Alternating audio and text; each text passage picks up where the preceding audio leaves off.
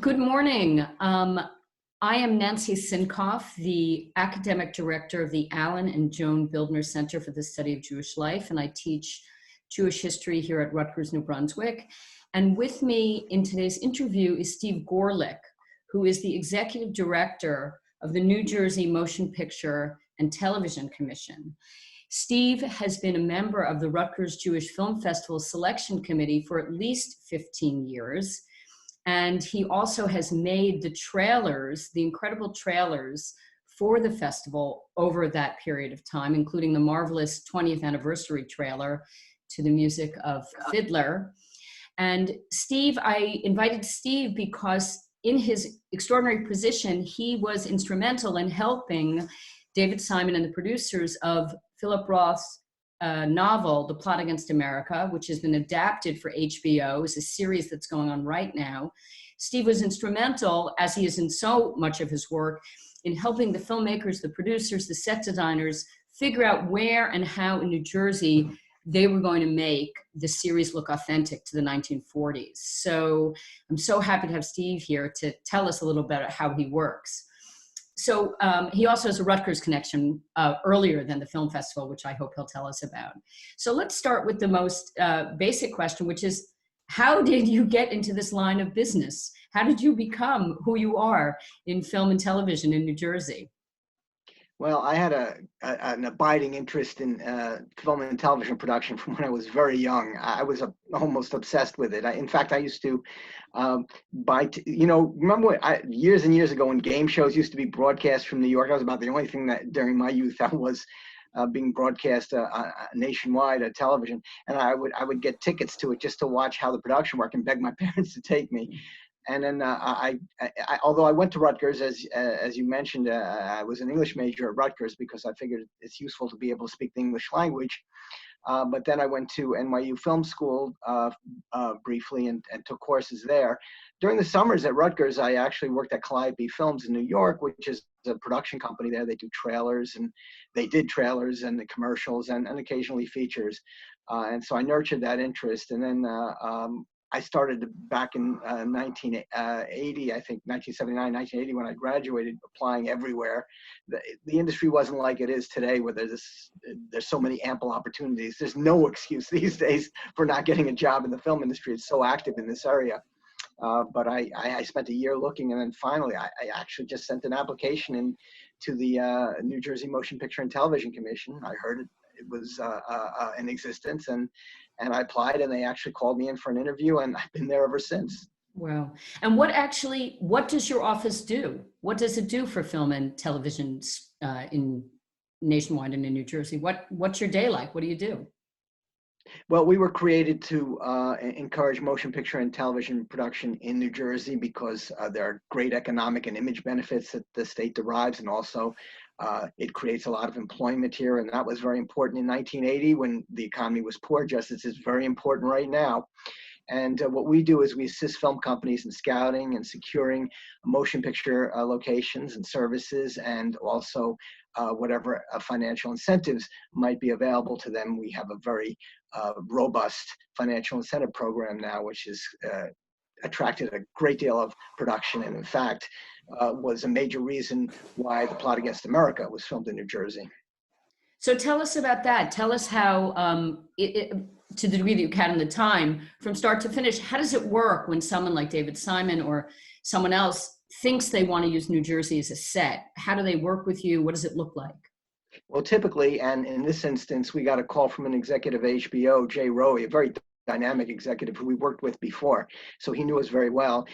And he asked about the tax credit program, and asked details about working in New Jersey and what the union situation is, and all those sorts of questions, who the local, the various locals and such, and how you get how you crew the production.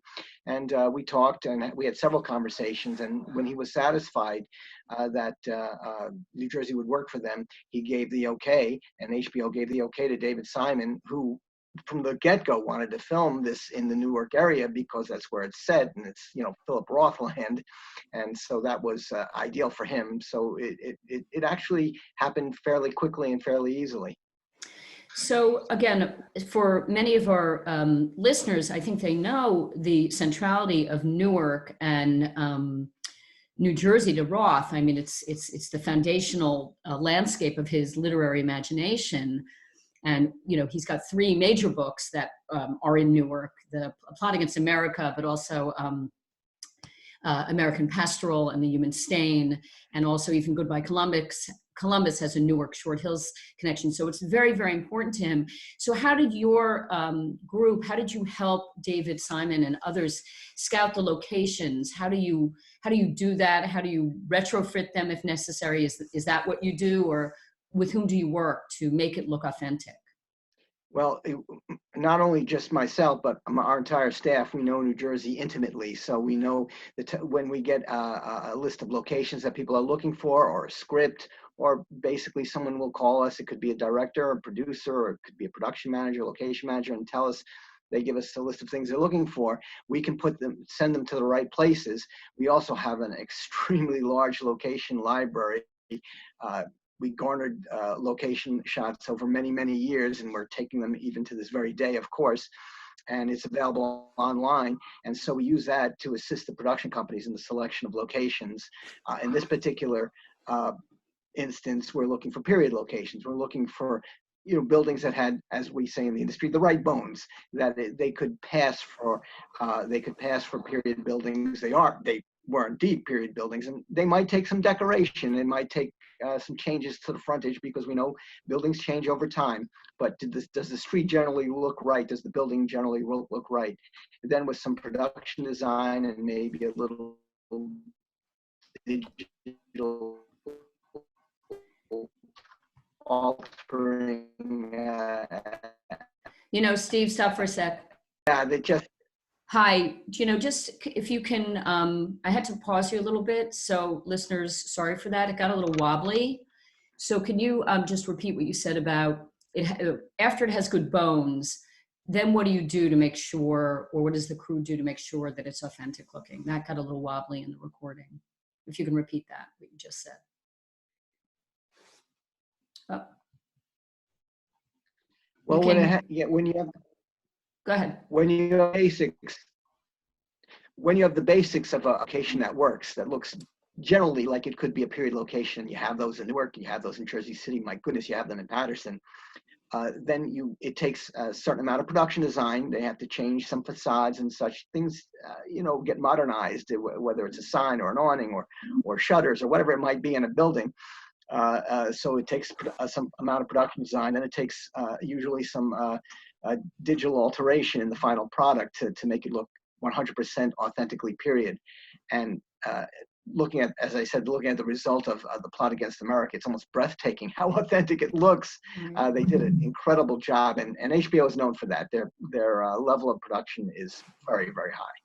Right, and I think that besides Newark, I've learned that they filmed in Clifton, Cranford, East Orange, Elizabeth, Englewood, Hoboken, Jersey City, Lyndhurst, Maplewood, Orange, Patterson, Prospect Park, and other places. So this production of HBO's The Plot Against America was really good business for New Jersey, and must have kept you and your staff super busy in making sure that the production went the way HBO wanted.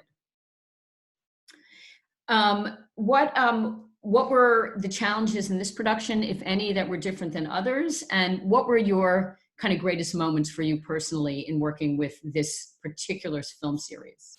So challenges and great moments. Well, as I said, it's a period movie, so it's always challenging, because it means you have to clear an entire street of any vehicles or any objects that would be anachronistic. So if there was a street light that was inaccurate to period, you either had to hide it, turn it off, or remove it, whatever it might be, or a mailbox or anything of that nature. So that's always a challenge, and you have to clear the street and put period vehicles there. Right. What's most satisfying about this production is when I was young, and I did see, probably at a much younger age than I should have, Goodbye Columbus, and I realized it was set in New Jersey and such. And I couldn't understand why nothing was ever filmed in New Jersey when I was a kid. Nothing was filmed in New York. And it always bothered me. And I said, finally, it's come home. We have Philip Roth doing a Philip Roth movie being done here in the area where it was set, and it was very satisfying to me. It gave me closure on that. That's completely understandable. There's no reason not to be proud of New Jersey. So much creative literary talent obviously has come out of New Jersey, continues to come out of New Jersey, continues to come out of the Rutgers English department, I'll have you know. We have Pulitzer Prize and others who have studied English at Rutgers, so you're in good company. So anything, I guess the last thing is, when did you see the rough cuts or the final shots of the film, or are you watching it in real time like everyone else, and what do you think of it? I did see an early preview of the first episode, and it was every bit as good as I thought it was going to be. Watched, like everyone else, I'm watching it in real time. Last night I watched episode 4, which was very excellent, beautifully shot. I mean, it's amazing to look at. And so it's always exciting to see the final product. There's a lot of work that goes behind it, and when we're watching, we always I'm forced to think about everything that went into getting a particular shot. For instance, looking at the train pulling into the Hoboken station in last night's episode, I remember what we had to do to help get that train all the way from West Jersey to the train station. They had to go from a private railroad to the New Jersey Transit line. Then we had to get crews to bring it. It was like a 3-day process just to get the train there, to use it, to get it back again. So all those things, come to mind. And I wish I could just watch a production, just see it like everyone else and just enjoy it. But I do think about all that went behind the scenes to create what you're seeing so seamlessly on the screen. Well, all of us are in your debt. I know that I personally, at the Bildner Center, am always in your debt because of your contribution to our film festival and to our trailers. But the entire nation is in your debt for making possible this, as you said, this artistic adaptation of one of Roth's great novels, The Plot Against America, and letting us see it in this particular moment when so many of us are at home. So I want to thank you, Steve Gorelick, for talking to me. And thank you and your crew for all the hard work you do for New Jersey and the film and television business. Thanks so much. Stay safe.